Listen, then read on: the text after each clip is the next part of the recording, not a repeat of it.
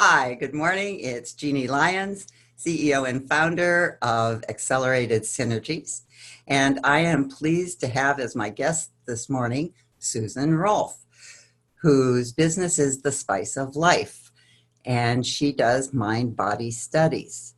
Her passion is helping women over 50. And I'm really excited to have her share her story and how she contributes to the well-being of women who are in the vibrancy of their life. And welcome, Susan. Hi. Good to be Hi, here. that's great. Well, before we get started on your Spice of Life business, can you tell us a little bit about, I know you made a career change, and and I think it was quite a dramatic career change from being a professional chef to a mind-body expert. So can you tell us about what went on behind making that decision? Yeah, well, a lot of it, the decision was made for me. So sort of, I had been cooking, as you say, professionally for over 30 years. And the last incarnation of that was personal chefing, in which I was going to people's homes, bringing my whole kit, bringing all the groceries and cooking for the whole day and then packing up and going home and figuring out another custom menu for my next day's client. And so it was a different menu every day, a different client every day, doing a week's worth of meals on a day. Oh, wow. It That's a was lot of work. it was backbreaking. I loved it. It was very creative. There's a lot of freedom to it, but you know, it was backbreaking. And the thing was, I knew probably 2 years before things started to fall apart that I wasn't going to be able to keep doing this. I was like, I could see this is like, I'm heading for a crash here, right? But I didn't know what to do instead. I had no idea what to do instead. And people kept calling, and it's just like, how can you refuse? People are offering you money to come and cook for them. And I love to do that. So I kept doing it. And, but then in 2008, the market crashed. Uh, Right. And a bunch of my clients couldn't pay me anymore. So I lost a few. It was actually really good timing because my dad died oh, and I needed to help my mom with a bunch of stuff. So anyway, the business sort of started naturally getting smaller and smaller. And so then, at one point I just said, I'm going to sell my house and go to Europe for 3 months and hit the reset button, oh, wow. which was great. I ended up going, I went to a bed and breakfast agriturismo in Sicily, and I was going to help them with their cooking school there because they wanted help. They had a bunch of Americans coming basically on pilgrimage because they had gotten the James Beard Award for their cookbook for this little place. Oh, So that's people were exciting. coming. Yeah. So they had a lot of English speaking Americans coming to experience their cooking school. And it's just a bucolic situation. It was a 14th century Benedictine abbey, which had been um, adjusted to be their home. But this was back in the 19th century when that was done. Anyway, it's sort of a long story about the reconstruction of that place. But at any rate, my body apparently got wind that I was going to get back into cooking big time, and I broke my foot. Oh, no. Yeah, so I broke my foot, and I wasn't going to be able to help them with that, and my visa was up, and so I ended up having to go home. So this was really interesting because in the time leading up to this, going there, everything was going my way. I mean, things were just flowing. My house sold like in a month with no agent. I mean, somebody came and, friends of friends wanted this house, and everything just lined up. The pieces were like this. My friends were all going, can we touch you? This is just all.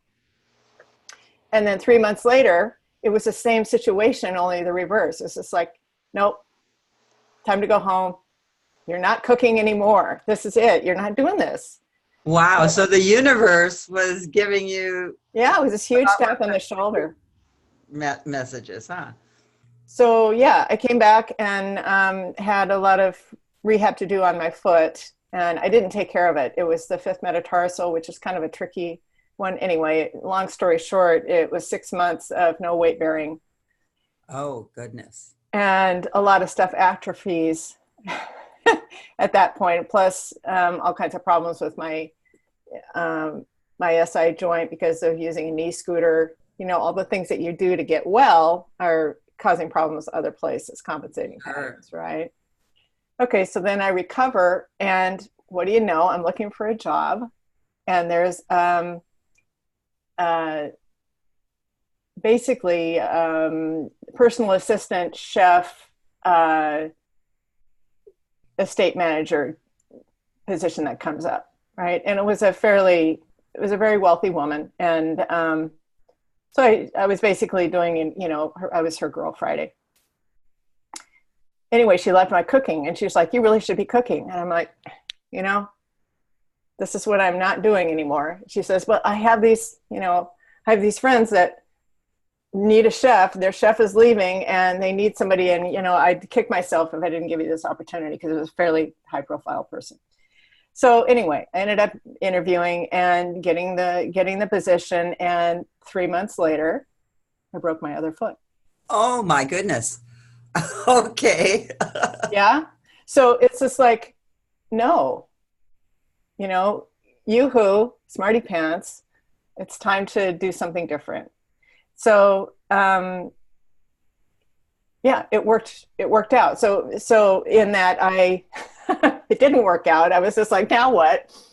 But then it was sort of, okay, now I've really got to heal my body. I've really got to get serious about this. And that's what led me to Feldenkrais, which is the method that I actually use. It's a mind-body studies thing based on the work of Moshe Feldenkrais.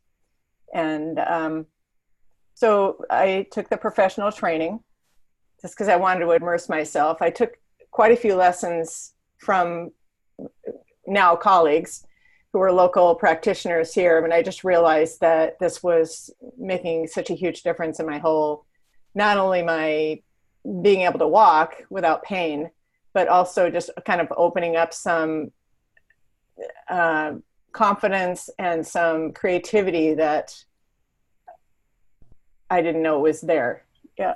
So initially you started off using the technique to heal yourself from your second broken foot. Yeah. Well, from everything. Oh, okay. So the Feldenkrais practice includes more than just limited areas of the body.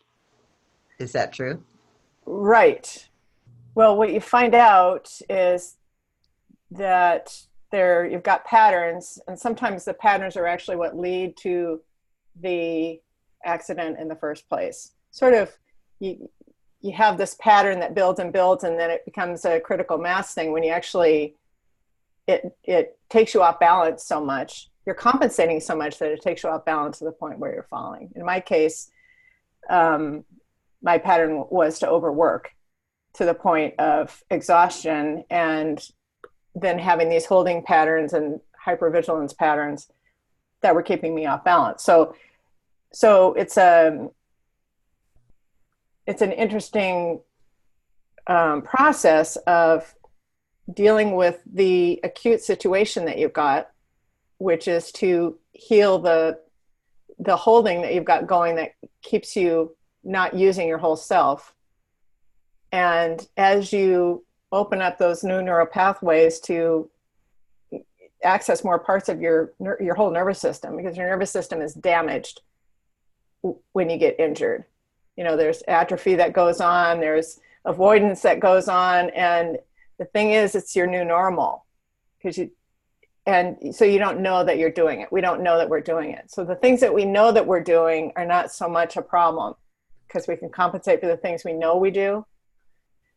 It's the things we don't know we're doing that cause the problems. And so that's where having a practitioner to help you kind of reintegrate the brain and peripheral nervous system helps. Okay, because I know that people in our age group, and especially my mother, bless her heart, she's, oh gosh, she'll hate me if she knows I said this, but she's She's going to be 92 years old. And balance is a big part of what she's facing because of the fear of falling and breaking the hip. And we all know how quickly downhill people can go when that happens. Yeah. So can this be used prophylactically to prevent maybe the falls? Absolutely. I mean, this technique is used by top level athletes and dancers and people whose livelihood depends on them being in top form. They can't just be using 50% of their ability. They need to be all out. They want to have optimum. So it's best if you can do it when you don't have to, when you're not at the point where you're like immobilized, because you have more leverage, right? You have more leverage, and so it's easier to improve when you're not, the farther down you are on your ability, it's slower. It's not that it's impossible, but it just is slower. You have to go smaller so that you don't hurt.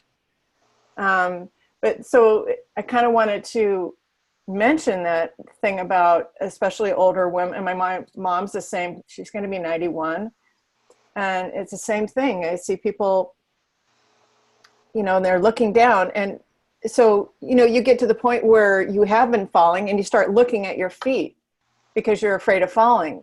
But you can experiment with this for yourself, and you can notice that looking down at your feet interferes with your balance.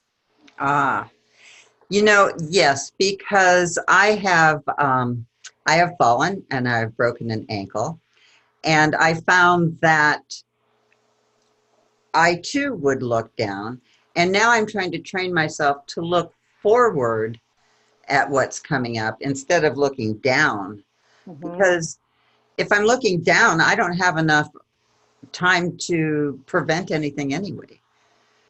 You don't. And then but the other thing is about that is that when you're looking down and there's a certain amount of kind of stiffening that happens when you don't want to fall. Right. Have you noticed that? Yes. Okay. Here's another thing that you can experiment with yourself. And I would recommend that you don't have something to support yourself, like sticks or something. You can get dowels or something to kind of support yourself as you're doing this, so you don't endanger yourself while you're experimenting, right? Okay. This is one reason why we do the work lying down. When we're doing lessons and we do classes, I'm taking people through a movement sequence which allows them to develop these new neural pathways. They're experimenting with gravity without having to be endangered by gravity. Okay. That makes sense. It's the way a baby learns. Babies don't figure out how to walk. They learn developmentally in successive approximations. So Sure. We do successive approximations. So what I was getting back to what you were saying is that you can experiment with this. You're standing there, you can take a couple of steps, and you can notice what happened, like intentionally clench your teeth or tighten your neck. Like intentionally do it, and then try to take a step and see what happens. And then intentionally stop doing that. Because the thing is, you got to become aware of what you're doing. Right. Before you can stop doing it. Okay. Right? So you do it intentionally, whatever your shoulders or your neck, or, you can even just make yourself a posture that seems scrunched to you. Okay. Whatever it is. And then try to walk. And then stop scrunching and see what the difference is. So this is kind of something that you can do just kind of out of the box without having a lesson. You can demonstrate for yourself how this works. The thing is with the work that I do with people is, as we're doing these experimentations and successive approximations, your nervous system is actually healing itself. And the way it does that is it's finding support in different ways, from the floor and from the from my hands or whatever it is, whether I'm doing it individually or whether we're doing it in a group class, for instance. Your nervous system is, because I'm setting up the conditions for safety for experimenting. And so your nervous system is actually, you're feeling the actual sensations of what is touching, where do I find my support? And this is a skeleton thing. It's your skeleton, your nervous system, your all this, and we're keeping it very low stimulation, because the less you do, the more you find out. When you slow down enough, you can see where the quality of the movement changes. You can see what's easy, what's not, where do I start to strain? Okay, there's where the support is. Oh, okay, so there's more support there, there's less support here. It's easier on this side. What am I doing it on this side that's easier? What's different on this side? Okay, so this is all feeding back to the brain, right? And then you stand up and you feel different. I mean, it's like, so yesterday, I was teaching yesterday, and it's just so great. I love this. Because people stand up from being on the floor and doing these easy movements, and they don't look like, they're like, what is this? You know, it's weird. They stand up and like their feet are flat on the floor. Mm-hmm. Like complete contact with the floor. It's just like, what was I doing that was keeping my feet from being flat on the floor? Ah, yes, that's happened to me too. Like we tend to maybe go forward on the balls of our feet more. Right. Yeah, there's that. But there's also just the amount of contact, because, you know, the foot, depending on your arch and all that kind of stuff. This is just an example. But I mean, people will stand up and they'll start walking around, and it's just like, oh, my chest is doing something different. Is opening up. My pelvis is moving. This is so weird. You know, like, so what happened? Your nervous system processed something, and it's not having to use those things that you thought you had to use to walk. Okay. So actually, I was in a workshop yesterday, and we did a bit of self-defense. And we were talking about how our posture is so integral to making us look confident, so that no one would, or they would think twice at least before trying to attack us. Mm-hmm. And we talked about the looking down, and especially, well, I'll use my mother as an example again, is I keep talking to her about being aware of her surroundings. And she's too much in her head, I think, and not enough in her body. Does that make sense with what you do? Absolutely. Yes. And by in her head, you mean in her thoughts? Yes, yes. Right. Well, we're a very neck up culture. Mm-hmm. In general. And so, you know, we're not thinking about our bodies, and we shouldn't have to think about our bodies. That's our, you know, we should be able to do all this stuff automatically. And this is part of, I mean, the nervous system, that's its job. And this kind of feeds back into people wanting to make transitions and people wanting to make changes. It's hard to have the bandwidth or the creativity available for something completely new, like completely new.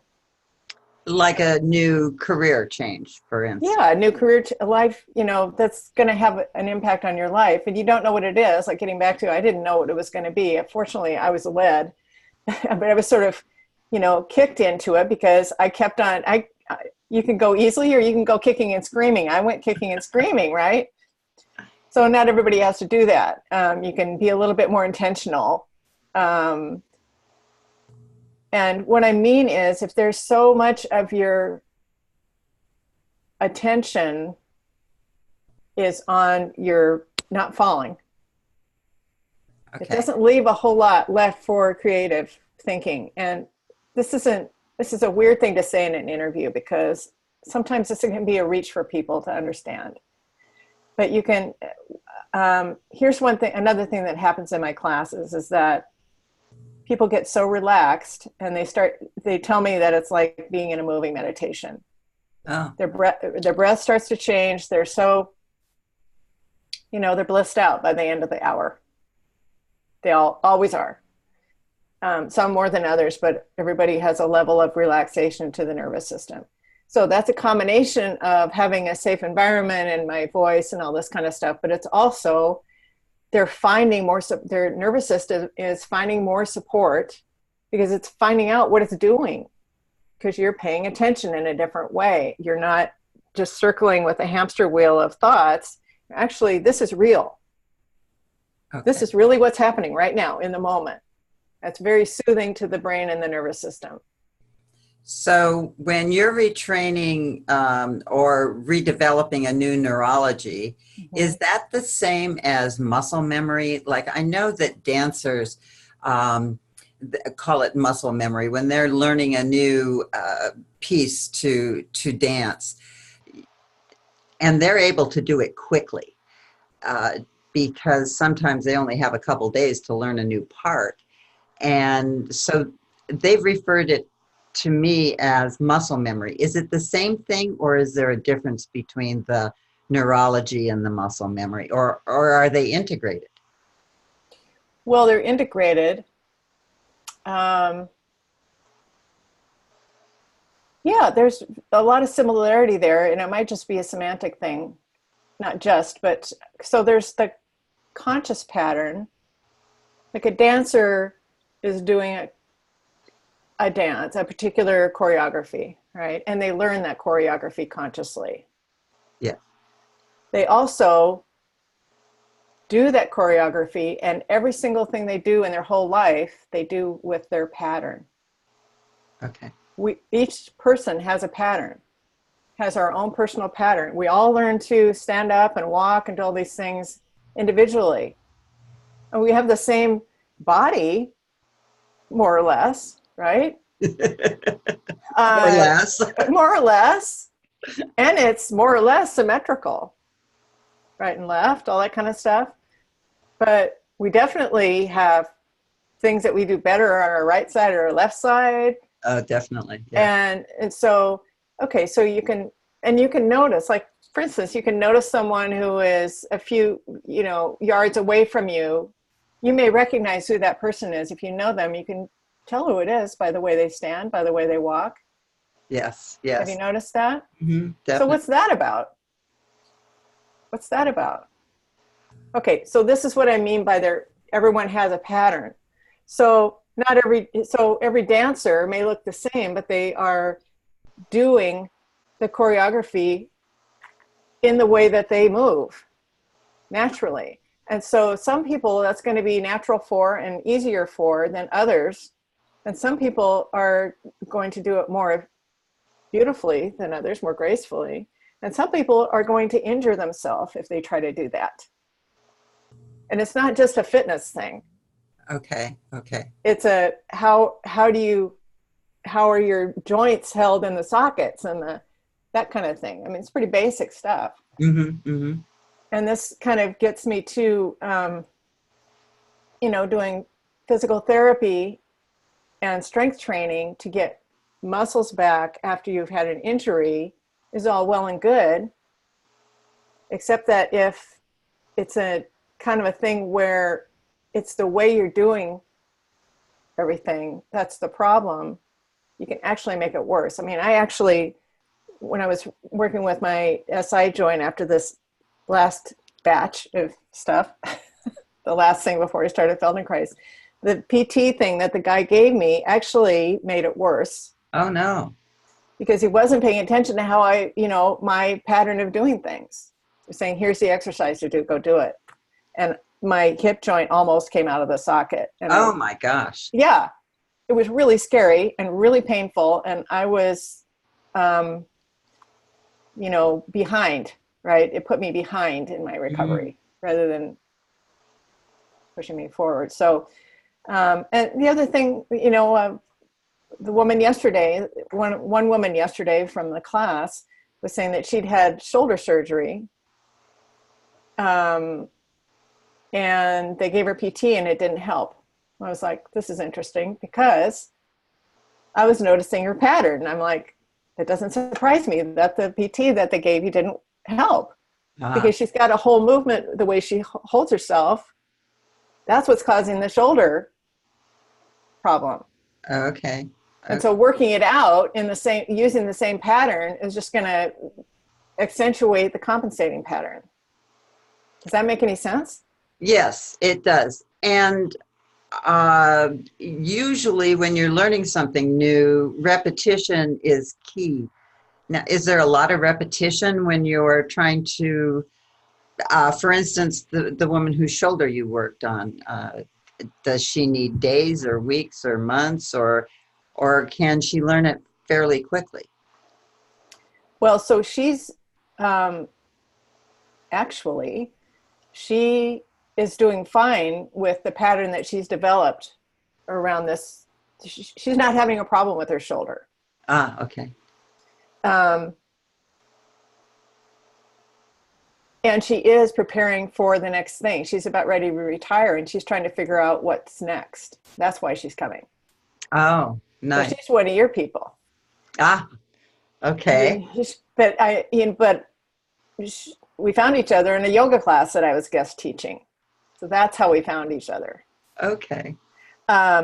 So to get back to your question, so she's not coming to me for a problem with her shoulder.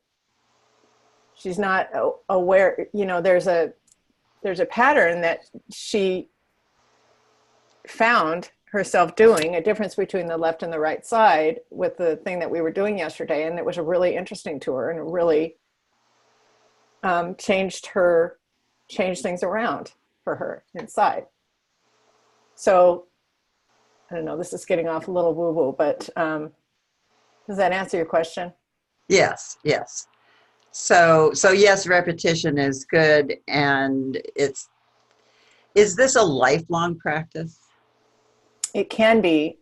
So what I usually, depending on, whether someone is suffering from an injury recovery and they want to get out of pain, or whether they're mostly afraid of their balance. So, okay. So one of my regular clients came to me for extreme back pain, right? And she, not so much balance, but she was having problems with back pain. So we solved the back pain in not too long. And then she noticed that her balance was getting better too. Well, she's a golfer. Okay. And she's noticed that her score has been continually getting better and better and better. Oh, Because she has more control. Her sequence going through her body is precise. There's a sequence. It's not jerky, because she doesn't have these places where it's, that doesn't, where when you've got a hitch in your giddy up, it really, it interferes with your accuracy, right? So she's coming because she also is watching the trajectory with her aging mother. Her mother's 95, and she doesn't want to go down that road either. okay. So, yeah. And So then there's a lot of concomitant benefits that go along with it. Yeah, it's global. Wonderful, wonderful. So some people come for just the acute thing, and then they get relief and they don't need to come back. And other people may not even be that acute, but they come for the lessons, and it improves their quality of life and makes them feel more safe in their body and gives them tools that they can take with them, to use, little awareness things. Nice. Yeah. So Susan, you said that you teach classes. Yep. Where do you teach these classes? I have a couple of places, well, in Seattle where I live. So I have a little workout studio, personal training studio where I teach now. I'll be teaching in another neighborhood in a bigger space coming in the fall. Then I also could teach one-on-one. I do hands-on, one-on-one, and I also do remote on Zoom. Oh, so you have sort of an online presence also. Yeah.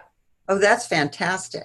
Yeah. So can you tell our listeners, please, how they would get a hold of you if they want to contact you for either your private lessons or your Zoom classes? Yeah, so my website is thespiceoflife.biz, and you can contact me there. The email is susan@thespiceoflife.biz.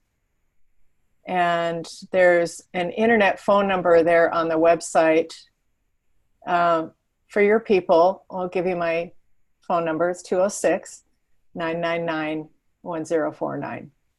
Thanks, Susan. Yeah. Well, this has been really informative. And as we all are getting more and more seasoned or vintage in our lives, I think it's definitely an important thing. And I like particularly how when our bodies are in balance, so too are our minds. Yes.